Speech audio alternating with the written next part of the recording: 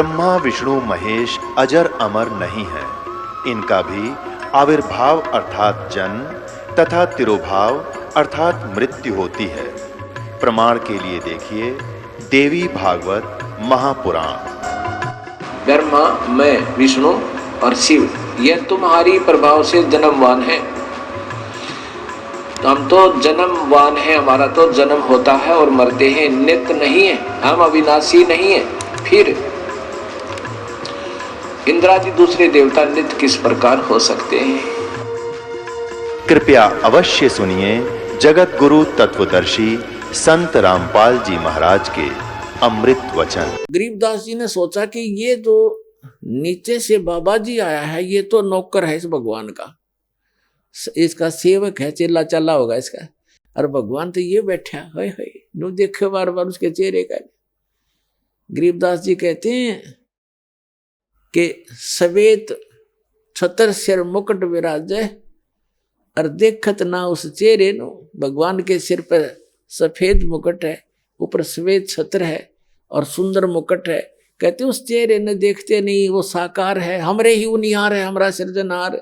उनिहार माने हमारी शकल का, हमारे जैसा है हमारा भगवान, हमारा सृजनहार। तो गरीबदास जी असमंजस में पड़ गए, भी ये क्या चक्कर है। उन्होंने देखा ये है भगवान तय। इतने में क्या हुआ कि वो खड़ा हो गए, जो सिंहासन पर विराजमान थे तेजो में शरीर युक्त परमात्मा सतपुरुष, वो खड़े हुए, और जो बाबा जी रूप में साधु जिंदा महात्मा के रूप में नीचे से गए थे, वो उस सिंहासन पर विराजमान हुए। और वो तेजो में नूर शरीर वाला जो भगवान दिखाई देता, वो चमर उठाकर उस जिंदा महात्मा वाले बॉडी पर, शरीर पर, सिंहासन पर विराजमान पर चमर करने लगे एक सेवक की तरह। अब गरीबदास जी कभी बाबा जी की तरफ देखे, कभी भगवान की तरफ देख रहे थे। अब सोच रहे थे मन में कि बाबा जी ता छांडी भाई, भगवान इसके ऊपर चौवर करे, ये क्या चक्कर है। इतने में क्या हुआ कि वो तेजो में शरीर और जिंदा वाले शरीर में समा गया। अकेले वो कबीर भगवान जो नीचे से एक जिंदा महात्मा के रूप में गए थे, अनंत कोट ब्रह्मांड के सिंहासन पर विराजमान है और चंवर अपने आप हो रहा है। और परमात्मा का, जिंदा महात्मा का रूप फिर उतना ही नूरी बन गया, इतना तेज बन गया, और सकल न्यों की न्यों। तब परमात्मा ने कहा था कि गरीबदास, जहां तुम रह रहे हो बालक, वो एक पुनिशमेंट प्लेस है, वो एक प्रिजन है तुम्हारे लिए, एक कारागार है, वहां कोई जीव सुखी नहीं। अब वहां से जब देखते हैं ऊपर जाकर के आत्मा निर्मल हो जाती है, और वहां इतनी तेज दृष्टि होती है, यहाँ की सुई सुई देख सकता वहां का गया हुआ व्यक्ति। इतनी आत्मा की आई का इतना तेज है उसकी नजर। तब गरीबदास जी नीचे देख रहा है, ओए ऐसे दिख रहे जैसे कीड़े मकोड़े तंग पा रहे हो। प्रत्येक की बॉडी के अंदर का सामान भी दिखाई देता वहां से, इसके अंदर क्या है। इसमें ब्लड की नदियां बह रही हैं, नाड़ियां, इनके अंदर ब्लड बह रहा, वो भी उसके अंदर भी करोड़ों जीव घूम रहे हैं, हाँ मचल मचा रहे हैं, इधर घूम रहे हैं, टट्टी पेशाब हार्ड मांस ये दिखाई देता। अब तो हमारी आंखों पर चर्बी डाल रखी है हमने, ये सब कुछ दिखाई देता है। इससे की पॉलिश पे, पाउडर पे, दिन रात लिपस्टिक लाण पे, डंगे पे, डंगा लाण पे हम अपना जीवन नाश कर देते हैं, और एक सेकंड में मृत्यु हो जाती है। इसमें कीड़े पड़ जाते हैं, जख्म हो जाता है। इसके अंदर हम संतुष्ट हुए बैठे, और यहाँ की बकवादों में इसको जीवन नाश करते हैं, जो वहां जाकर पता चलता है।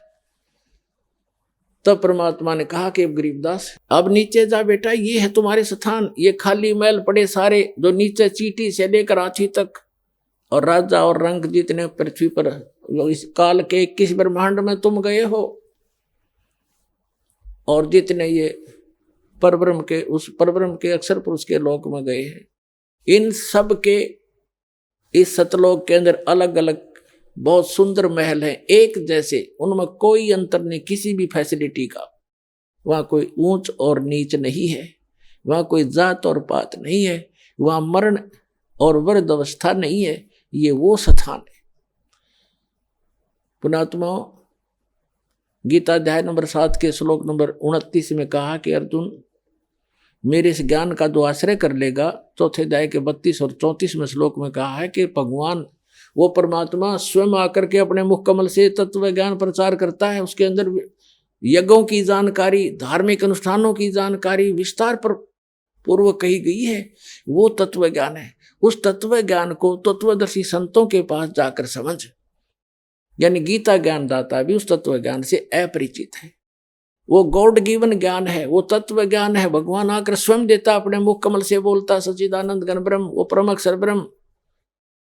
तो 7वें अध्याय के 29वें श्लोक में गीता ज्ञान दाता कह रहा है कि मेरे इस ज्ञान का जो आश्रय कर लेता है, तत्वदर्शी संत की खोज कर लेता है, और वो व्यक्ति जरा और मरण से छूटने का प्रयत्न करते हैं। कौन करते हैं?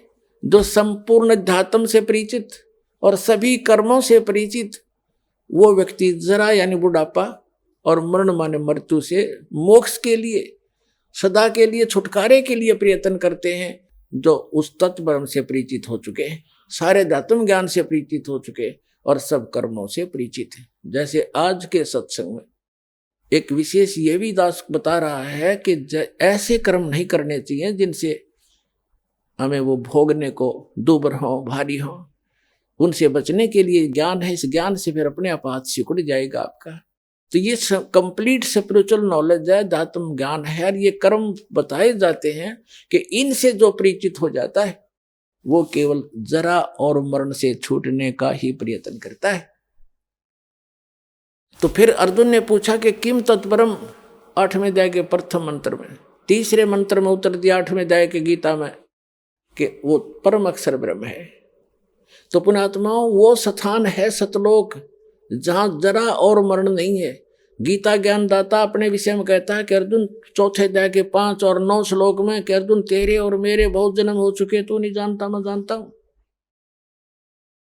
अध्याय नंबर 10 के श्लोक नंबर 2 में गीता में, अध्याय नंबर 2 के श्लोक 12 में गीता ज्ञान दाता कहता है अर्जुन, जन्म मृत्यु तेरी भी और मेरी भी सदा बनी रहेगी यदि मेरी शरण में रहना है। 8वें अध्याय के 13वें श्लोक में कहा कि मेरा तो ओम नाम है मुझ ब्रह्म का, और इसको भक्ति करता हुआ अंतिम सांस तक जाएगा तो मुझे प्राप्त होगा, यह गति प्राप्त होगी जो ओम से मिलने वाली है।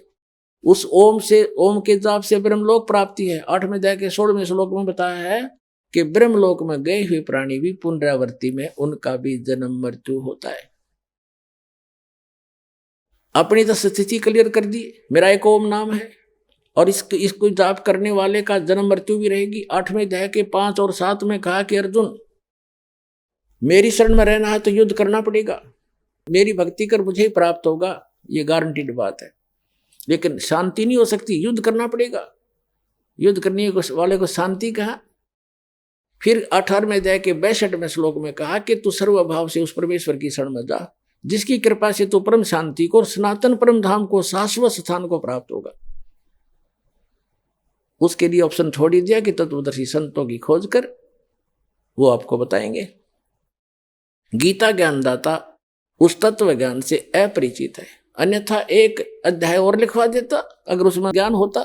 15वें अध्याय के 1 से 4 का सारांश है कि तत्वदर्शी संत की पहचान भी बताई है कि जो उल्टे लटके हुए संसार रूपी वृक्ष के सभी छंद बता देगा, सभी विभाग बता देगा, जड़ से लेकर पत्तों तक सवेदवित,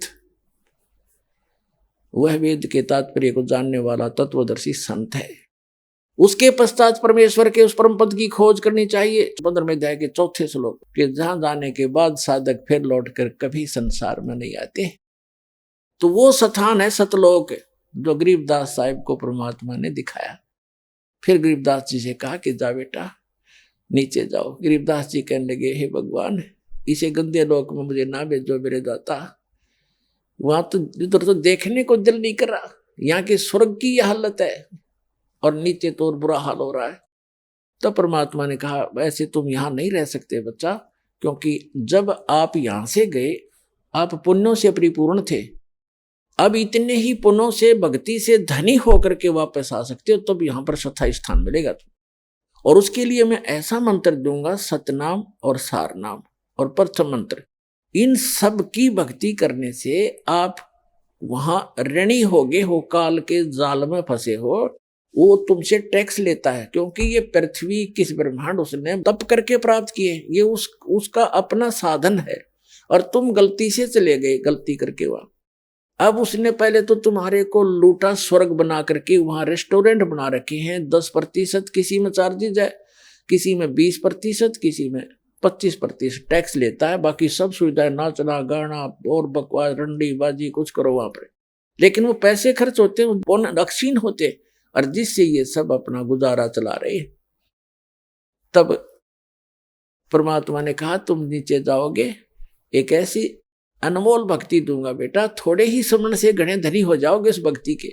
अब क्या बताया है, फिर गरीबदास जी नीचे आए। गरीबदास जी ने स्वीकार किया कि जो आपकी आज्ञा, और कहा बेटा नीचे जाकर बता, ढोल पीट दे मेरा और गवाह बन जा बेटा, तेरे भाई बहन बहुत सभी यहां से गए हुए सब मिसगाइडेड है। और कबीर भगवान ने उनके अंतःकरण में कंप्लीट स्पिरिचुअल नॉलेज फीड कर दिया। पहले यही नॉलेज परमात्मा ने इस सरपुरुष जो 21 ब्रह्मांड का स्वामी जो काल है, इसके अंदर फीड किया था। इसने क्या किया, और उस समय आने पर निकलना था, ऐसा विधान बनाया दाता ने उनके, कि समय आने पर वो अपने आप उसके श्वासों के माध्यम से समुद्र में प्रकट हो गया। सामने श्वासों से बाहर निकला तो कमल के फूल के ऊपर ऐसे बहुत सुंदर जो वेद बने बनाए उसके अपना, जैसे आप देखते हो कहाँ से फैक्स किया जाता है, ईमेल की जाती है, कहाँ कंप्यूटर से निकाल लिया जाता है पूरा मैटर, बुक की बुक निकाल लो, ग्रंथ के ग्रंथ निकाल लो, ऐसे उसके श्वास के अंदर से वो ग्रंथ बाहर आ गए। हमारी ये भौतिक विज्ञान है, वो आध्यात्मिक विज्ञान है। जैसे कई मूर्ख बनाते हैं हमें कि उसमें कहाँ से कागज आ गए, कागज था ही नहीं, ये नहीं था। अरे भगवान ने जो पृथ्वी बना दी, ये कहाँ था पहले? उन्हें कागज बनाते देर लगे, तेरा हमारी यहाँ बुद्धि सीमित कर दी अनाड़ियों ने। तो उसने ज्ञान पढ़ा, इस काल भगवान ने क्या किया, उस सारे ज्ञान को पढ़ा, जिसके अंदर उसकी विशेष जानकारी थी और भक्ति विधि थी, वो उसने नष्ट कर दी। केवल काम चलाओ ग्रंथ रख लिए, जो ना तो भगवान की महिमा भी है उस ग्रंथों में और उसका ज्ञान पूरा नहीं है। और वेद भी लास्ट में लिख देते हैं नेति नेति, कि जितना हम बता रहे हैं इतनी महिमा उसकी नहीं है, उसकी और भी शेष है। तो इस प्रकार 15वें अध्याय के 4थे श्लोक में कहा है कि उसके पश्चात परमेश्वर की उस परम पद की खोज करनी चाहिए, जहां जाने के बाद साधक लौटकर कभी संसार में नहीं आते। तो गरीबदास साहिब जी को नीचे भेजा परमात्मा ने, कहा कि जा बेटा, तुझे इतनी ऐसी भक्ति दूंगा। तो गरीबदास जी ने फिर थोड़ा सा प्रमाण दिया है, थोड़ा बताऊंगा, फिर सत्संग इससे हटकर है। क्या कहा, सतनाम पालड़े रंग होरी हो, और 14 लोक चढ़ावे राम रंग होरी हो, 3 लोक पासंग धरे रंग होरी हो, तो ना तुलाया राम रंग होरी हो। ये सतनाम इतना कीमती है। ये सतनाम सतनाम नहीं है, ये 2 अक्षर का वो सतनाम, जिसमें एक ओम मंत्र है, एक तत् सांकेतिक है। गीता अध्याय नंबर 17 के श्लोक नंबर 23 में ये कंप्लीट मंत्र लिखा है, ओम तत्सत। लेकिन ओम तो सीधा है, लेकिन तत् और सत ये सांकेतिक है, ये कोड वर्ड है। ये इस दास के अतिरिक्त विश्व में किसी के पास नहीं है और ना कोई अधिकारी है। तो इनमें से ओम और तत् मिलकर वो सांकेतिक शब्द, ये सतनाम बनता है 2 अक्षर का। और जिस भी महापुरुष का उद्धार हुआ है, उन्होंने परमात्मा से प्राप्त करके इसी का जाप किया है। उनको भगवान स्वयं आए गुरु रूप में, या कोई गुरु से गुरु अपना शिष्य बना करके उनको गुरु पद पर आगे उनका उद्धार किया। इसी मंत्र से सबका उद्धार हुआ, इसके अतिरिक्त कोई विश्व मंत्र नहीं है जो इस जरा और मरण में समाप्त कर सके। तो क्या बताया कि इस सतनाम के सुमरण का एक बार श्वास उश्वास से मर्यादा में रहकर पूरे गुरु से लेकर, अपने आप नहीं, कोई घर का आप पे गुरु बन जाए आगे चेले बनाओ, वो महा अपराधी व्यक्ति है, उसे कोई लाभ नहीं होगा। जैसे इस दास से प्राप्त करके कोई निकम्मी आत्मा दुष्ट इंसान स्वयं ये मंत्र किसी को आगे दान करने लग जाए, देने लग जाए, गुरु बन जाए, वो सबसे बड़ा शत्रु और होगा इस मानव समाज का, भगवान का द्रोही होता वो व्यक्ति, क्योंकि वो अधिकारी नहीं है, वो झूठा लाइसेंस बना रहा है, झूठा वो डुप्लीकेट पासपोर्ट बना रहा है, आगे चल के समय पर धोखा देगा वो पासपोर्ट उसका। इस विश्व में इस दास के अतिरिक्त आज के दिन दूसरा कोई सतमार्ग और ये ज्ञान और उपदेश का अधिकारी नहीं है। ये सत्कर मान लियो पुण्यात्मा, झूठ नहीं बोलता दास।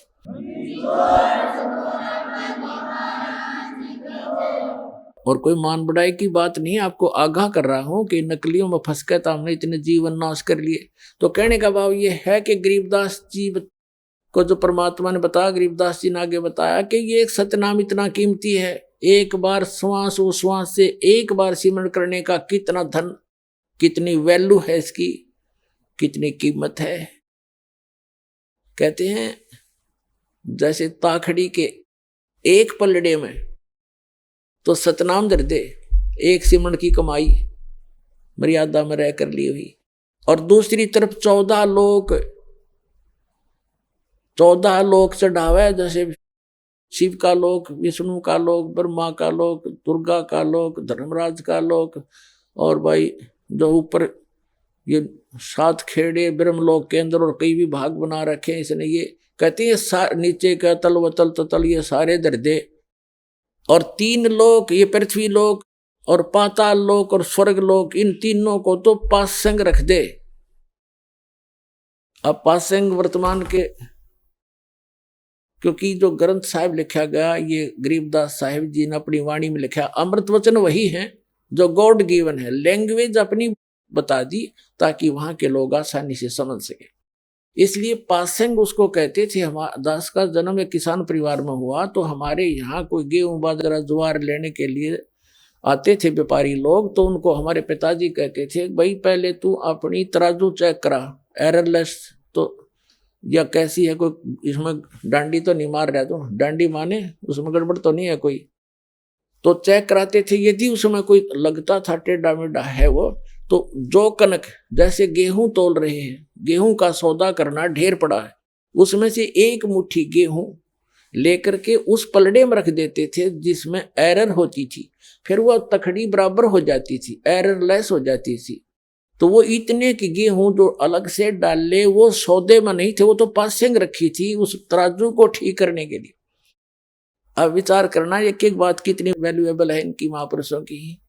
कहते सतनाम पालड़े रंग होरी हो, एक तरफ सतनाम और दूसरी तरफ 14 लोक चढ़ावे राम रंग होरी हो, 3 लोक पास्यंग धर रंग होरी हो। ये पृथ्वी लोक, स्वर्ग लोक और पाताल लोक। कहते ये तो सौदे में मत गिना इसने तय, ये तो किसी खाते में। आम एक छोटा सा सरपंच बन जा, वो धरती तोल दे, चेयरमैन बन जा तो पता नहीं क्या बन जा, MLA MP मंत्री मुख्यमंत्री बन गए, छोटे से टुकड़े के धरती तोल देते हैं। परमात्मा कहते ये तो 3 लोक भी उस भगत के पास जो धन है, और ये नकली धन जो अस्थायी राजाओं का राज पूरी पृथ्वी पर हो तो छोड़ के जाना एक दिन, और ये ऐसा धन है जो आपके यहाँ भी साथ देगा और सतलोक में जाएगा, आपका कभी खर्च नहीं होगा, ये ऐसा धन है। तो क्या बताया है, सतनाम पालड़े रंग होरी हो, 14 लोक चुड़ाव राम रंग होरी हो, 3 लोक पास्यंग धरे रंग होरी हो, तो ना तुला तुलाया राम रंग होरी हो।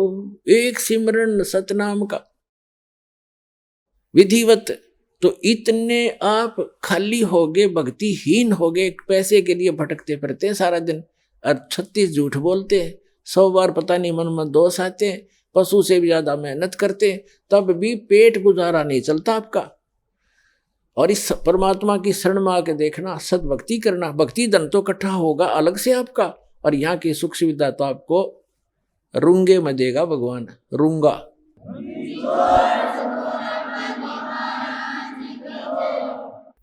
अब रूंगा समझाना पड़ेगा थोड़ा, रूंगा और बताता हूँ। अब तो बच्चों को याद भी नहीं होगा, पहले हम छोटे छोटे थे जब हमारी दादी, जैसे कोई सब्जी बेचने वाला कोई आता था, कोई टिंडे बेचने वाला, कोई आम बेर अंगूर अमरूद ये बेचने वाला आता था, आलू गाजर। तो वो कैसे सिस्टम था उसमें, यूं कहा करते, गेहूं के 2 बार दूंगा माई, गेहूं एक पलड़े में, और दूसरी तरफ जैसे आलू तोलड़े हैं तो दो बार उस गेहूं के वजन के तोल देता।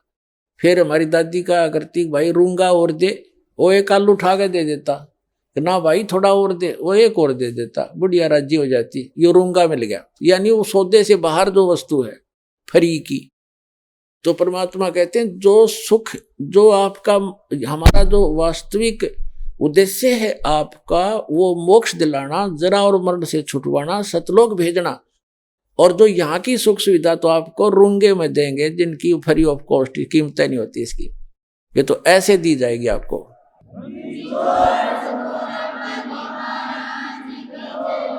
तो यहाँ बताया है गरीबदास साहिब जी ने कि इतना कीमत है इसे एक सतनाम की। अरे ये राधा स्वामी वाले और कितना देख ले, एक कबीरपंथी सतनाम सतनाम जाप करो सतनाम, इन सतनाम का कक्का नहीं पता है, और बात करें सतलोक जान की, सतनाम सतनाम सतगुरु सतनाम ये नाम देते हैं। ये खा के इनके पास बैठा दिया, अपना भी जीवन नाश किया, दुनिया को डुबो दिया काल के दूतों ने। तो पुण्यात्मा अब दया करी भगवान ने आपके ऊपर, वो स्वयं ही रजा बख्शा जब ये काम बढ़ा कर आगे ने। अब आपके ऊपर, इस दास के ऊपर उस परम पिता का पूरा पंजा है, आप इसको लगे रहना, आपका उद्धार 101 पीढ़ी पार हो जाएगी आपकी, ये सत्कर मान लेना।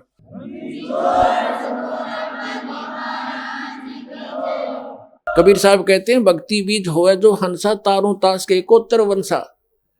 जो भक्ति बीज हो, सही भक्ति कर रहा हो, उसके 101 वंश पार कर दूंगा। 42 की तो बातें छोड़ी, धर्मदास वाले घाटा जोड़ रहे, 42 वंश को मंत्र दान करने का नाम दे दिया, पार करने का।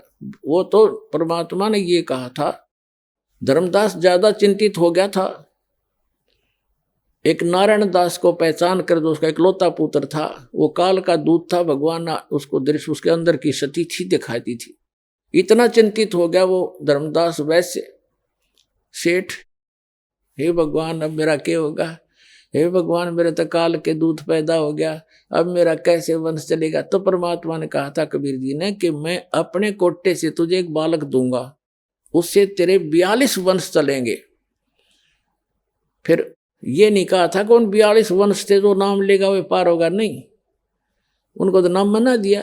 परमात्मा ने कहा है कबीर वाणी चैप्टर में, कबीर सागर में, कि धर्मदास मेरी लाख दुहाई, मूल ज्ञान और मूल नाम, ये मूल नाम है, सार नाम है।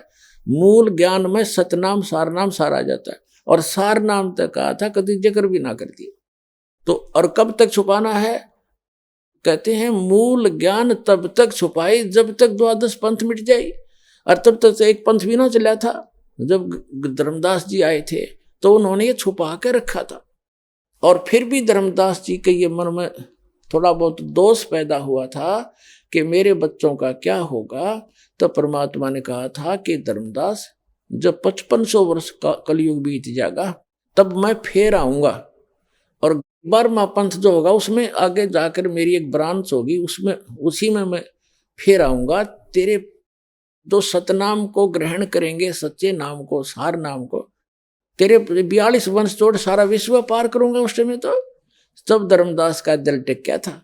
अरे ये मारे सट्टे दामा खेड़ा और फलाने वाले लोग हैं, दामा खेड़ा वालों की 42 वंश की गद्दी को आशीर्वाद दे रखे, उनको कख भी ना पता, आज तक खाक पार करेंगे, उन्हें सतनाम का नहीं पता, और ना सार नाम तो छीट भी नहीं लगी उनके। तो पुण्यात्मा ये भ्रमित है, उनको त्याग कर यहाँ अपना कल्याण कराओ। दास का सिर्फ इतना उद्देश्य है कि सही रास्ता मिल गया अपने को, युगों पर्यंत दाव लग गया आपका, इसका लाभ उठाओ। अब जो प्रसंग है वहीं आते हैं। अब गरीबदास जी को परमात्मा ने वहां से छोड़ा कि जा बेटा। उधर से क्या हुआ कि वो पाली जो थे ग्वाले, उन्होंने 2-3 घंटे के बाद देखा कि वो लग गया अपने इधर उधर, अब अपने पशुओं को दूर लेके, लंबे दूर दूर खेत होते थे। काफी देर के बाद उनको याद, वो तो उठकर चले गए सब, उसमें केवल वो 2 रह गए थे, गरीबदास जी और परमात्मा कबीर जी ऊपर लेकर गए उस समय। तो काफी देर के बाद उन पालियों ने देखा कि भाई वो बच्चा नहीं आया, कहाँ है वो लड़का, लड़की का लड़का। गरीबू नाम था उनका, गरीबदास को गरीबू कहा करते थे। वो आए वापस, देख का हो जांडी के नीचे बैठे थे बाबा जी, तो ना दिखता, वो अकेला बैठा भगत। अब उसने आवाज लगाई, एक व्यक्ति बच्चे ना आकर के, दूसरे पाली ने, ग्वाले ने, अरे गरीबू उठ ले भाई, आजा अपनी गऊओं को संभाल ले, तेरा समय हो गया है। उनकी बच्चों की पालियों की टाइम होया, अगर शिफ्ट लगाई जाती है, 2 घंटे तू खड़ा होगा, फिर 2 घंटे में खड़ा होगा, पशु इधर उधर ना भाग जाए, किसी की खेती में नुकसान ना कर दें, ऐसे रखवाले खड़े होते थे पाली। तो उसने आकर के उसको बिल्कुल निकट आकर पकड़ के कहा, ये भगत जी खड़ा हो ले। गरीबदास जी बैठे ऐसे, आंखें खुली, शरीर में आत्मा थी नहीं, उन ऐसे ऐसे हिला तो गिर गए नीचे। तो उसने आवाज लगाई अन्य पालियों को, ग्वालों को कि भाग आओ, ये लड़की का लड़का मर गया, इसकी मृत्यु होगी। सब चिंतित हो गए। 2 पाली वहां से गांव की तरफ दौड़े आए। 1.5 किलोमीटर की दूरी पर गांव था, उस स्थान से जहां ये परमात्मा प्रकट हुए थे। आज भी छुडानी गांव के बाहर, कबलाना से छुडानी गांव को एक रोड जाती है, झज्जर और भादगढ़ रोड से कबलाना गांव से एक लिंक रोड जाता है। उसके ऊपर एक यादगार बनी है छोटी सी, पहले जांडी थी, वहां पर एक पेड़ कट गया, गल गया, खराब हो गया, उसके स्थान पर यादगार आज भी बनाए हुए हैं। वहां स्पष्ट लिखा है कि यहाँ कबीर परमात्मा गरीबदास साहिब जी को मिले थे। तो क्या हुआ, गांव वालों को पता चला, माता पिता दोनों अचेत हो गए। 12 वर्ष के बाद संतान उत्पन्न हुई थी और वो भी मृत्यु को प्राप्त हुआ। गांव नगर के लोगों की लाइन लगी उस घटना स्थल की तरफ। उनको बताया गया कि बाबा जी आया था, जंतर मंत्र का दूध पिला दिया, हम तो नाटे थे, कुंवारी गाय का दूध निकाल के इसको पिला दिया, हमने तो पिया नहीं, हम तो बच गए। और बच्चे ने पी लिया, यो मर गया। घर पे ले आए, अंतिम संस्कार की तैयारी करने लगे। इस सारे प्रोसीजर में अंतिम संस्कार करने लगे, चिता पर रख दिया। 8-10 घंटे लग गए उनके। उधर से परमात्मा ने ऊपर के सारे ब्रह्मांड दिखा के गरीबदास जी को वापस भेज दिया शरीर में। चिता के ऊपर अग्नि लगाने वाले थे, तभी एकदम सारे शरीर में कंपन हुई और गरीबदास जी के ऊपर जो रस्से बांध कर ले गए थे वो टूट गए, अपने आप खुल गए और एकदम खड़े हुए। ऐसे लगा जैसे दूसरे देश में आ गए हो। और फिर जो वाणी परमात्मा ने उनके अंदर फीड कर दी थी, वो अपने आप टेप रिकॉर्डर की तरह बोलने लगे। गांव वालों ने सोचा अच्छी बात है भाई, भगवान ने दया करी, लड़की का लड़का जीवित तो हो गया, पर यो तो पागल हो गया, मेंटल एंड बैंड बोल रहा है, पता नहीं क्या क्या वो बक रहा है। तो उन्होंने सोचा कोई बात नहीं, पागल है, जैसा भी लड़की अपना जीवन पास कर लेगी इसके साथ, ये पागल ने देख देख कर जी लेगी, नया मर जाती। तो ऐसे ही परमात्मा थी, अमृतवाणी बोला करते थे, लेकिन वो छुड़ाने के भोले व्यक्ति भगवान की वाणी को ना समझकर उसको पागल कहने लगे, बावड़िया, मेंटल, गरीबदास जी को। ऐसे ही 3 वर्ष बीत गए। एक दादू पंथी गोपाल दास नाम के एक वैश्य थे, सेठ लाला जी बनिए, और वो दादू पंथ से दीक्षित थे। घर पार त्याग कर वो उसमें अपना सन्यास लिए हुए थे। और दादू साहब जी को भी परमात्मा लेकर गए थे सतलोक में, ऐसे ही जैसे गरीबदास जी को लेकर गए। 7 साल के थे दादू जी, और फिर उनको वापस छोड़ा था। दादू साहब जी ने भी कबीर साहब की महिमा कलम तोड़ लिखी हुई है। जिन मुझको निज नाम दिया सोए सतगुर हमार, दादू दूसरा कोई नहीं, कबीर सिरजनहार। अब गोपाल दास संतों की वाणी से परिचित था, साधु संत बना हुआ था, लाल कपड़े पहने हुआ था, और छुड़ानी के अंदर उनका कोई शिष्य था, उसके पास आता जाता था। तो वो 2-3 वर्ष के बाद आना हुआ, 3 वर्ष के बाद, तब उस व्यक्ति ने कहा कि हमारे ऐसे चौधरी का एक लड़का दोता ऐसे ऐसे किसी साधु संत ने जंतर मंत्र का दूध पिला दिया, कुंवारी गाय का निकाल गया। अरे इससे वो पागल हो गया, मर गया था, वो तो मृत्यु को प्राप्त हो गया था। भगवान ने दया करी, जीवित तो हो गया बाबा जी, महात्मा जी, पर वो पागल हो गया। और हमने सुना है कि संत की विद्या को संत ही काट सकता है। आप दया करो तो वो जीवन सफल हो जाए उस बेटे का। तो गोपाल दास ने कहा कि बुलाओ उसको, लाओ बच्चे को मेरे पास, में देख लेता। वो कोई भूत बात का झाड़ा जाना था छोटा मोटा। तो वहां से वो व्यक्ति जो उसका शिष्य था गरीबदास जी के नाना जी के पास गया, उनको बताया से ऐसे हमारे पास एक संत आए हैं और आपके दोते को कहता मैं ठीक कर दूंगा, इसको ले चलो। 5-7 और मौजूद 6 व्यक्ति समझदार से चल पड़े, लेकर गए। संत जी ने पूछा गोपाल दास ने गरीबदास जी से 13 वर्ष के बालक से कि बेटा वो कौन था जिसने तेरा जीवन नाश कर दिया? तब गरीबदास जी ने कहा कि मेरा जीवन नाश नहीं किया, मुझे तो आबाद कर दिया, बर्बाद नहीं किया, मुझे आबाद कर दिया। क्या बताया कि हम सुल्तानी नानक तारे दादू को उपदेश दिया, जात जुलाहा भेद नहीं पाया, वो कौशी माए कबीर हुआ। अब यह वाणी जब गरीबदास जी ने बोली, गोपाल दास के सारा शरीर सिहर गया, उसका आत्मा ने करण करण हुई सारे शरीर में। कैसी गजब की वाणी बोल दी कि मैं और अब्राहम अदम सुल्तान और नानक देव जो सिख धर्म के प्रवर्तक हैं, इसके बारे में बताया कि हम सुल्तानी नानक तारे और दादू को उपदेश दिया। नानक साहिब जी को भी परमात्मा स्वयं आकर के बेई नदी से लेकर गए थे, फिर उनको तीसरे दिन वापस छोड़ा था। तो इसी प्रकार बताया कि हम सुल्तानी नानक तारे दादू को उपदेश दिया। तो आपके दादू जी को भी वही कबीर साहब मिले थे, सतलोक लेकर गए थे, वापस छोड़ा था। और जात जुलाहा भेद नहीं पाया, वो काशी माए कबीर हुआ। अब फिर क्या कहा कि अनंत कोट ब्रह्मांड का एक रति निभार और सतगुरु पुरुष कबीर हैं, ये कुल की सिरजनार।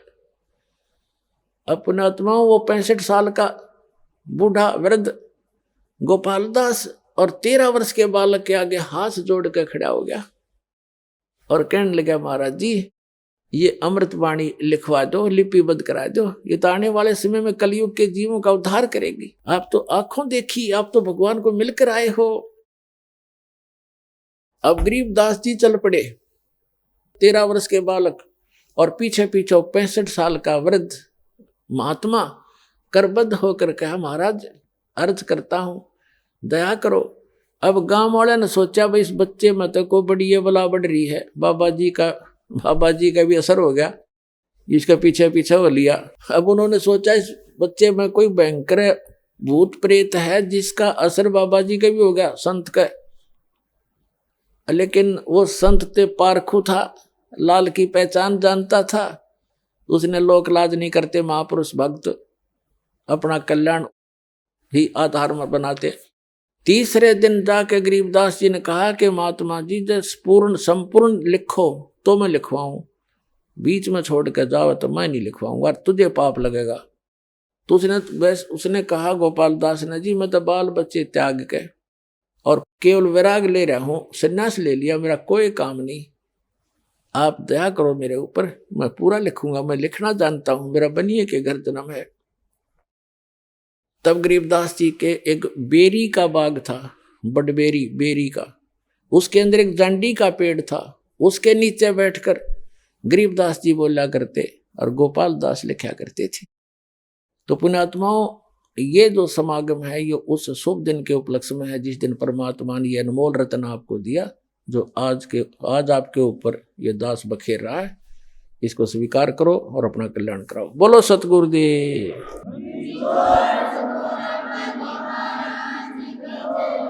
परम पिता परमात्मा पूर्ण ब्रह्म सारी सृष्टि के रचनहार कबीर परमेश्वर जी की असीम रजा से आप सभी पुण्यात्माएं परमात्मा की यथार्थ महिमा सत्संग सुनने के लिए उपस्थित हुए।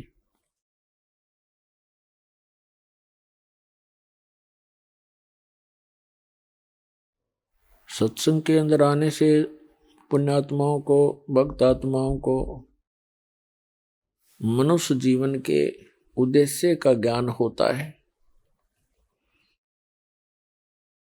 जब तक हम सत्संग नहीं प्राप्त करते, सत्संग नहीं सुनते, तो हम अपने दैनिक कार्यों को जो हम कर रहे होते हैं उन्हीं को अंतिम मान बैठते हैं और सत्संग के अंदर परमात्मा की महिमा बताई जाती है।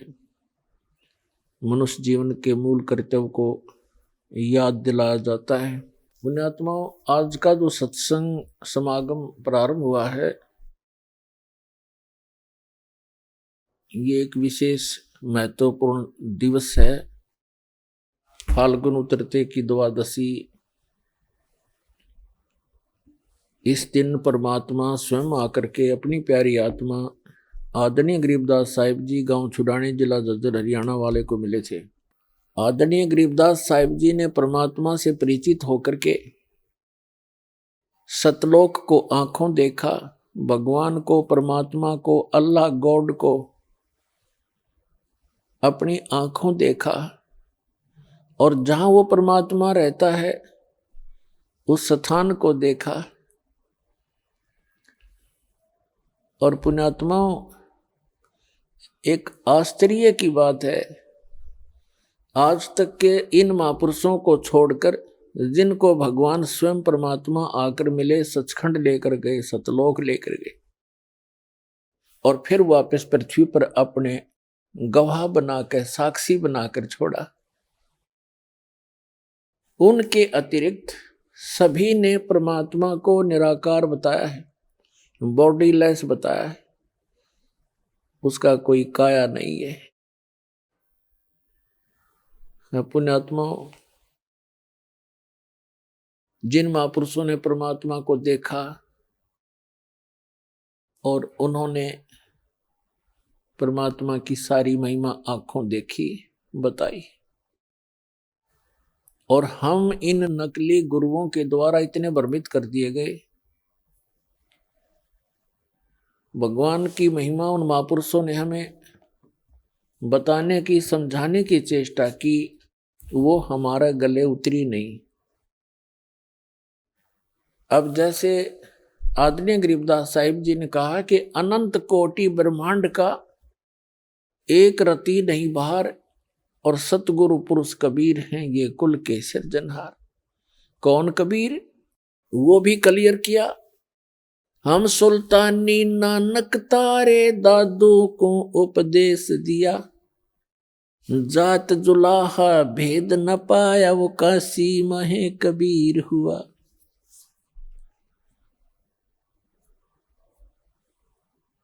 अपने आत्माओं, नानक साहिब जी ने उस परमात्मा को आंखों देख करके आश्चर्यचकित होकर के नीचे आकर देखा, एक जुलाहे दानक के रूप में बनारस में कपड़ा बुन रहे थे। जब आकर के देखा तब कहा था, फाई सूरत मुलुक की वेश, ए ठगवाड़ा ठगी देश, खरा सियाना बहुता बार, ये धानक रूप रहा करतार। लोगों, यो धानक रूप रहा करतार। नीच जात परदेसी मेरा, छिन आवे तिल जावे, ताकि संगत नानक रंदा, क्यों कर मुंडा पावे। प्रश्न नंबर 24 पे लिखा है, फाई सूरत मुलुक की वेश, गुरु ग्रंथ साहिब के अंदर, फाई सूरत मुलुक की वेश, ए ठगवाड़ा ठगी देश, खरा सियाना बहुता बार, ये धानक रूप रहा करता। प्रश्न नंबर 721 पर, एक अर्ज गुप्तम पेश तोदर कौन करतार, हक्का कबीर करीम तुम बे ऐब परवरदिगार। पन्ना नंबर, प्रश्न नंबर 731 पर लिखा कि नीच जात परदेसी मेरा, छिन आवे तिल जावे, और ताकि संगत नानक रहंदा, क्यों कर मुंडा पावे। दादू साहिब जी ने कहा कि जिन मुझको निज नाम दिया, सोए सतगुर हमार, दादू दूसरा कोई नहीं, कबीर सिरजनहार। तो पुण्यात्मा, उन महापुरुषों ने बताया कि परमात्मा साकार है, नर आकार है, सह शरीर है, उसका नाम कबीर है, और अनंत कोट ब्रह्मांड का एक रति नहीं बाहर। अब जैसे वैज्ञानिक ने जहाज बना दिया, वायुयान बना लिया, और उसको बनाकर उड़ा लिया, और साथ उसके अंदर बैठ गया, उसका भार कहाँ हुआ, वो तो बल्कि उसके ऊपर बैठ गया। और यहां तक भी यहां से वैज्ञानिक रॉकेट छोड़ देते हैं ऊपर, और वो अपने आप चल रहा होता, उसके अंदर भर दिया, इतने समय का सारा कुछ टाइम फिक्स कर दिया, उसमें इतना फ्यूल डाल दिया, ईंधन डाल दिया, वो चल रहा है और वैज्ञानिक आराम से बैठा है। तो इसी प्रकार परमात्मा ने सब ब्रह्मांडों को रच कर इनके ऊपर विराजमान है। अनंत कोट ब्रह्मांड का एक रति नहीं भार, और सतगुरु पुरुष कबीर हैं ये कुल के सिरजनहार। तो पुण्यात्मा परमेश्वर कबीर जी की महिमा को गरीबदास साहिब जी ने आंखों देखा, परमात्मा से प्राप्त सारे ज्ञान के आधार से फिर ये ज्ञान बताया आप जी को, हम सबको। क्या बताया कि झांकी वे कबीर की नानक की वाह, और वह सिखा के गल पड़ी कौन छुटावे था, कि बेई नदी से स्वयं सतपुरुष अकाल मूर्त वो कबीर भगवान, कबीर हक्का कबीर जिंदा महात्मा के रूप में आकर नानक साहिब जी को मिले थे, और उन्होंने नहाने के लिए डुबकी लगाई थी, वो अंतर ध्यान कर दिए, उनके शरीर को कहीं बाहर रख दिया, अब स्ट्रीम में ऊपर की तरफ जिधर से जल आ रहा था उधर किसी का ध्यान नहीं गया कि इधर कैसे जा सकता, तो वहां के उपस्थित व्यक्तियों ने मान लिया था नानक जी डूब गए दरिया में। वो खोद रहे थे डाउन स्ट्रीम में, और उनका शरीर रखा था अप स्ट्रीम में कहीं दूर जंगल में। वहां सुरक्षित छोड़कर परमात्मा ले गए उनकी आत्मा को, प्यारी आत्मा को सचखंड दिखाया, और वहां फिर देखा अनंत कोट ब्रह्मांड के सिंहासन पर वही जिंदा वाला महात्मा वाला रूप तेजों में शरीर वहां विराजमान हुआ। फिर उनको बताया कि मैं बनारस के अंदर काशी में कबीर नाम से एक जुलाहे का काम करता हूं, और वहां आना प्यारी आत्मा तुम्हें सत्यनाम दूंगा। फिर जब वापस नानक साहिब जी तीसरे दिन शरीर में आए, उठकर चल पड़े, पहली उदासी उन्होंने बनारस की, और वहां सभी व्यक्तियों से जितने भी संत महात्मा वेल नोन थे उनसे प्रश्न करते हुए जा रहे थे कि ब्रह्मा विष्णु महेश के माता पिता कौन है, क्योंकि परमात्मा ने उनको सारा ज्ञान समझा दिया था, सृष्टि रचना तक का ज्ञान खूब दे दिया था। कोई भी इस प्रश्न का उत्तर नहीं दे पा रहे थे। रामानंद जी के पास पहुंचे वेल नोन सुप्रसिद्ध एक महर्षि कहलाया करते थे ब्राह्मण, उनसे भी यही प्रश्न किया। तब उन्होंने बताया कि खुद परमात्मा आए हैं इस पृथ्वी पर, और रामानंद जी को भी परमात्मा ऐसे लेकर गए थे सचखंड में, और फिर उनको वापस छोड़ा था। तब स्वामी रामानंद जी ने यही कहा था कि दो ठोर है एक तू भया एक से दो, गरीबदास हम कारणे तुम आए हो मग्न। तब उन्होंने बताया कि वो परमात्मा स्वयं यहां आए हुए हैं, और एक जुलाहे के रूप में, धानक के रूप में लीला कर रहे हैं। उनको पहचानना हास्य खेल नहीं है, आम व्यक्ति नहीं पहचान सकता उनको, वो स्वयं परमात्मा है। अब नानक साहिब जी जब पहुंचे झोंपड़ी में जहां परमात्मा लीला कर रहे थे एक जुलाहे की, तब उन्होंने कहा था कि फाई सूरत मुल्क की वेश, ए ठगवाड़ा ठगी देश, खरा सियाना बहुता बार लोगो धानक रूप रहा करतार, धानक रूप रहा करतार, ये बैठा भगवान, और नीच जात परदेसी मेरा, छिन आवे तल जावे, ताकि संगत नानक रहंदा, क्यों कर मुंडा पावे। तब गरीबदास साहिब जी ने कहा कि झांकी वे कबीर की नानक की तीवा, और वह सिखा के गल पड़ी कौन छुटावे था। गरीबदास साहिब जी ने बताया है कि नानक साहिब जी को जब सचखंड में लेकर गए जिंदा महात्मा के रूप में परमात्मा कबीर जी, तो वहां जब अनंत कोट ब्रह्मांड के सिंहासन पर वही जिंदा वाला रूप विराजमान हुआ, उनका शरीर इतना तेजों में हो गया, एक रोमकूप में करोड़ सूर्य मिला दे करोड़ चंद्रमा, इतना वो रोशनी भी फीकी रहे। तब नानक साहब ने कहा था वाहे गुरु वाह वाह वाह वाह। कि ये है बात, ये है भगवान, वो तेरे की, वो तेरे की, ऐसे कहते हैं। और आश्चर्यचकित होकर के तो गरीबदास जी ने कहा है कि झांकी वेख कबीर की। झांकी मीन एक नजारा, जैसे 26 जनवरी गणतंत्र दिवस के ऊपर प्रत्येक स्टेट, प्रत्येक प्रांत अपने अपने राज्य की झांकियां निकालते हैं, झांकी। और वो झांकियों में क्या होता है, उन जो भी जिस प्रांत के अंदर जो भी, जैसे कोई अच्छा डैम है या कोई अच्छा ऐतिहासिक स्थल है, उसका एक बनाते हैं मॉडल और अपना उसमें दिखाते हैं। उसको झांकी बोलते हैं कि हरियाणा प्रांत की झांकी, ये पंजाब प्रांत की झांकी, झांकी। तो यहां गरीबदास जी ने कहा कि झांकी वे कबीर की, सतलोक की, नानक की तीवा। अब उन्होंने तो बड़े खुश होकर वाह वाह, वो तो मदहोश हो गए थे मालिक ने देख के, वाह वाह वाहिगुरु वाहिगुरु वाह वाह वाह वाह, ऐसे करने लगे। अब वो वास्तविक मंत्र तो कुछ और जाप करते थे, लेकिन वो एक ऐसी हृदय में बात समा गई थी उनके, काफी दिनों तक वाह वाह करते रहे, वाह वाह तेरे की, वाह तेरे। तो गरीबदास जी कहते हैं इन सिखों ने वाह पकड़ दी, वाहिगुरु। और वो ओरिजिनल मंत्र जो वो खुद जाप करते थे, वो मंत्र 2 अक्षर का सतनाम है, और उससे मोक्ष होगा। तो कहने का भाव ये है कि पुण्यात्माओं, गरीबदास साहिब जी ने बिल्कुल निर्णायक ज्ञान दे दिया, बिल्कुल सब कंसेप्ट क्लियर कर दिए। तो उन्होंने क्या बताया है कि परमात्मा कबीर भगवान जो हैं ये परमेश्वर हैं, पूर्ण ब्रह्म हैं। और उन्होंने परमात्मा कबीर जी की महिमा सुनाई है। तो पुण्यात्माओं, आज का वो शुभ दिन, वो समागम है, उस शुभ दिन के अवसर पर जो आज प्रारंभ हुआ है, इस दिन परमात्मा आकर मिले थे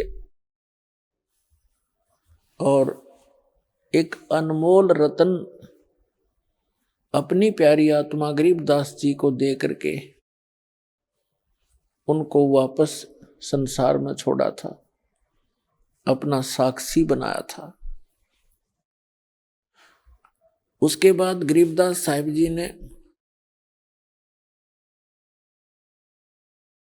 उस परमात्मा से प्राप्त ज्ञान को, उनकी महिमा को अपने शब्दों में किस प्रकार सुनाया है। अब क्या बताते हैं कि तत्कैन को राम है दूजा ना देवा, और ब्रह्मा विष्णु महेश से जाकी करते हैं सेवा।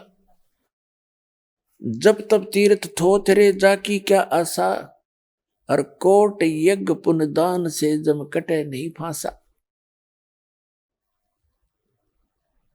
यहां देन वहां लेन है, यो बेटे नहीं झगड़ा, वो बिना पंथ की बाट है पावे को दगरा। जब तब तीर्थ थोथरे जाकी क्या आशा, कि ये जब अन्य नामों के एक सतनाम को छोड़कर उसका जप तप करते रहो, उससे कोई लाभ नहीं। और केवल पुण्य दान भी करते रहोगे तो उससे भी आपको अपना किया कर्म मिलता रहेगा, लेकिन जन्म और मरण की या फांसी गले में लटकती ही रहेगी।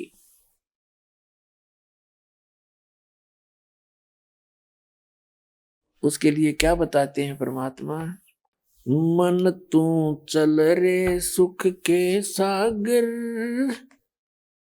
जहां शब्द सिंधु रत्नागर। गरीबदास साहिब जी ने बताया है कि ए मन,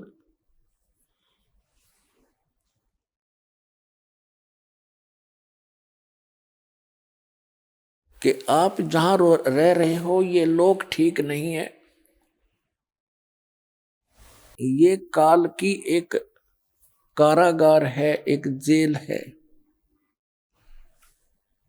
और इस जेल में आप इतने प्रसन्न रहते हो क्योंकि आपको इस जेल से निकलने का विकल्प पता नहीं चला, और आपने इस कैद को, इस जेल को ही अपना निवास स्थान मान लिया, जबकि आपको ये भी मालूम है कि आप यहाँ सदा नहीं रहोगे। और फिर इतनी अक्ल मारी जा रही हमारी, फिर भी हम यही सेट होने की चेष्टा करते हैं, कोठी बंगले बना के, और निरे कर्म फोड़ते हैं झूठी बात बना के एक पेट के लिए। सारा जीवन बीत जाता इस प्राणी का, ये पेट का झंझट ही पूरा नहीं होता। पुण्यात्मा, सबसे पहले प्राणी को आहार की आवश्यकता होती है। जो पैसा उसके आहार से, निर्वाह से बच जाता है, फिर बकवाद अच्छी लगती है, फिर कोठी बनाता है, कार लेता है, घूटी लगाता है, मीट खाता है, शराब पीता, बीड़ी पीता, लंबी लंबी सिगरेट, ये बकवाद गढ़ता है। और जिनके पास हैंड टू माउथ है, जिनके पास पैसा खाने को मुश्किल है, वो कहाँ से ये तो चले करेगा। तो परमात्मा खुद आए थे इस गंदे लोक में रहने की और भक्ति करने की। उन्होंने एक रिहर्सल करके दिखाई थी। परमात्मा ने कहा था, घर ते 3.5 हाथ, घना ते 3.25, और कहे कबीर, इससे अधिक जो चाहे वह को नहीं विचार। फिर परमात्मा ने कहा था, साईं इतना दीजियो, ये मांगना भगवान से। साईं इतना दीजियो, जा में कुटुंब समावे, हम भी भूखे ना रहे, अतिथि न भूखा जावे। तो पुण्यात्माओं, इस सत्संग के वचनों से, यथार्थ ज्ञान से आपकी बुद्धि इस गंदे लोक से हटेगी। आइए अब हम उन श्रद्धालुओं के अनुभव जानते हैं जो जगत गुरु तत्वदर्शी संत रामपाल जी महाराज जी से दीक्षा प्राप्त कर चुके हैं तथा उनके द्वारा बताए गए भक्ति मार्ग पर चल रहे हैं। सर, क्या नाम है आप? कुलवंत दास। कहाँ से आए हैं आप? मंडी गोविंदगढ़। कुलवंत जी क्या काम करते हैं? कारपेंटर था। सर, संत रामपाल जी महाराज से नाम दीक्षा लेने से पहले आप क्या भक्ति साधना करते थे? सर जी, मैं राधा स्वामी पंथ से जुड़ा हुआ था, उनसे नाम दीक्षा ली हुई थी। 12 साल नाम दीक्षा ली हुई। सर, आप 12 साल तक राधा स्वामी पंथ में रहे हैं, उसके बाद आप संत रामपाल जी महाराज जी की शरण में कैसे आए? सर जी, उधर मेरा मन टिकिया नहीं था इन्ना जिकना संत रामपाल जी महाराज जी शरण ਵਿੱਚ ਆਉਣ ਤੇ टिकिया। उधर मन ਨੂੰ तसल्ली नहीं थी, मन ਦੀਆਂ ਟੈਨਸ਼ਨਾਂ बहुत ਸੀਗੀਆਂ ਤੇ कोई लाभ नहीं ਮੈਨੂੰ दिखा उधर। सर, आपको संत रामपाल जी महाराज जी के बारे में कैसे पता चला? सर जी, मैं ऐसे ही अपने मोटरसाइकिल ठीक करवाने अपने ब्रदर के दुकान पे चला गया। उन्होंने संत रामपाल जी महाराज से नाम दीक्षा हफ्ता 10 दिन पहले ही ली थी। तो मैंने उनको पूछा, उन्होंने मेरे को बताया कि मैंने तो ये संत जी रामपाल जी महाराज को गुरु बना लिया। तो मैंने पूछा, इनमें क्या खासियत है भी तूने उधर से छोड़ के इधर रामपाल जी महाराज को गुरु बनाया? तो उन्होंने बताया मेरे को ये अंदर के लाभ हुए। तो फिर मैंने कहा भी मेरे को कैसे ले जा सकते हो आप? वो कहते, भगत जी आप तुसी भी ਐਤਵਾਰ को सत्संग होगा गुरु जी का, भी साढ़े नाल चलो, असी तुहानूं उत्थे नाल ले के चलांगे। तो भगत जी जदों उन्होंने शनिवार का दिन सीगा ते मैं ऐसे ही काम ते गया हुआ था। तो 11 बजे मैं बैठे बैठे ने सोचा, उनको भगत जी को फ़ोन किया कि भगत जी आपने कदों जाना है? उन्होंने बोला भी तुम 12 बजे तो तैयार होके जल्दी से जल्दी बस स्टेशन पहुँचो। तो मैंने लड़के को जो मेरे काम करते थे उनको बोला भी मैं तो जा रहा हूँ, आप तो 2 दिन काम ये संभालना। तो वो कहते ठीक है तुसी जाओ। तो मैं उत्थे ते जल्दी दे के घर नूं आ गया। घरे आके भगतमती को बोला भी मेरा बैग तैयार करो। तो भगत जी उत्थे मैं उन्होंने नाल चले गया। तो रात नूं 9:30 बजे ट्रेन उतरे। तो उत्थों उन्होंने फ़ोन किया आश्रम च, गुरु जी की गड्डी आ गई, उस च बैठ के असीं आश्रम चले गए। तो रात को सर, जब आप सतलोक आश्रम बरवाला में पहुँचे तो कैसा लगा आपको? वहाँ तो ऐसे लगता था जैसे हम स्वर्ग में आ गए या परमात्मा के लोक च आ गए, भी इधर का सब कुछ भुल गए।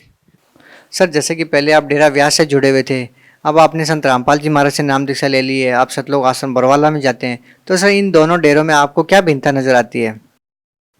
भिन्नता सर जी ये लगी मेरे को, वहाँ जाके कोई पैसा नहीं लिया उन्होंने, अंदर चले गए, खाना पीना जैसे ਆਪਾਂ ਜਾਣੀ कि सूखे सूखा उत्थे कोई वो नहीं ਆਪਾਂ ਨੂੰ दुख मिलिया, खाने का पीने का सोने का रहने का कोई वो नहीं। सर जब आप सतलोक आश्रम बरवाला में गए तो आपकी पहली मुलाकात किससे हुई और क्या बातें हुई उनसे आपकी? सर जी पहले तो भक्त मूरे बैठे हैं जो फार्म भरते हैं, गुरु जी का नामदान देते हैं, उनसे फार्म भरवाया, हमने जल्दी दे के नामदान ले लिया। कितने पैसे लिए उन्होंने फार्म भरने के लिए? भक्त जी कोई पैसा नहीं लिया उन्होंने, ये तो सरासर मीडिया वाले भी झूठ बोलते हैं, कोई पैसा नहीं मेरे से लिया उन्होंने। संत रामपाल जी महाराज से नाम दीक्षा लेने के बाद आपको क्या अनुभव हुए, क्या लाभ हुए आपको? सर जी संत रामपाल जी महाराज जी से नामदान लेने से बाद एक तो मेरी दिमागी टेंशन जो थी वो ख़त्म होगी, जो आर्थिक स्थिति थी वो सुधर गई, यही लाभ हुए। सर संत रामपाल जी महाराज जी के बारे में ये कहा जाता है कि वो अन्य संतों की निंदा करते हैं, क्या आप इस बात से इत्तेफाक रखते हैं? नहीं जी, वो बिल्कुल निंदा नहीं किसी की करते, वो तो बल्कि सच्चाई बता रहे हैं लोगों को। सर आप गुरु भूमि पंजाब से बिलोंग करते हैं, आपने एक हरियाणा के छोटे से गांव से निकले संत रामपाल जी महाराज से नाम दीक्षा ली, जिनके लाखों श्रद्धालु हैं, लेकिन उनकी वेशभूषा को देखकर ऐसा नहीं लगता आम समाज को कि वो एक संत हैं।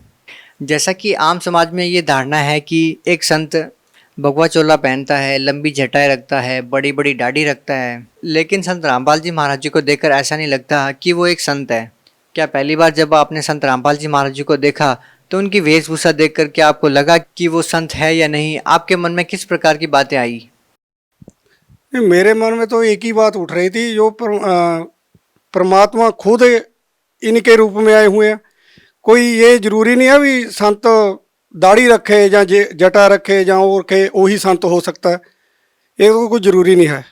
जो परमात्मा देखो खुद आए हुए हैं, उनके नाम दीक्षा लेने से पता चलता है कि यही पूर्ण संत हैं। जो आम साधु महात्मा ऋषि हैं, इनके पास तो वो मंत्र है ही नहीं जो गुरुजी संत रामपाल जी महाराज देते हैं। सर क्या आपको पता है कि गुरु नानक देव जी एक मंत्र का जाप करते थे जिसको 2 अक्षर कहते हैं? जैसा कि गुरु नानक देव जी की वाणी है कि सोई गुरु पूरा गावे जो 2 अक्षर का भेद बतावे। सर क्या संत रामपाल जी महाराज जी भी वही भक्ति साधना अपने श्रद्धालुओं को देते हैं जो गुरु नानक देव जी जाप करते थे? बिल्कुल जी, वही देते हैं जो गुरु नानक देव जी गुरु रामपाल जी महाराज जी ने ग्रंथों च ते अपने गीता च सारे सिद्ध किया कि ये 2 अक्षर का मंत्र है, इसका जाप गुरु नानक देव जी ने किया, वही जाप वो देते हैं। पहले तो इतना पता ही नहीं था, ज्ञान ही नहीं था। गुरु रामपाल जी महाराज जी ने इतना ज्ञान दिया कि अब उसकी कोई गुंजाइश ही नहीं है कि उनके कोई वो हो। सर आप भगत समाज से क्या प्रार्थना करना चाहेंगे?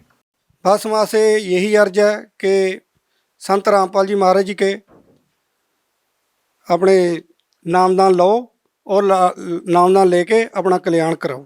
संत रामपाल जी महाराज जी के चैनल पे सत्संग आता, उसमें नीचे एक पीली पट्टी आती है, उसमें फ़ोन नंबर लिखे हुए हैं, उनसे संपर्क करके अपने जो भी जिले का कोऑर्डिनेटर है उसके पास जाके नामदान ले सकते हैं। सर बहुत बहुत धन्यवाद। सत्य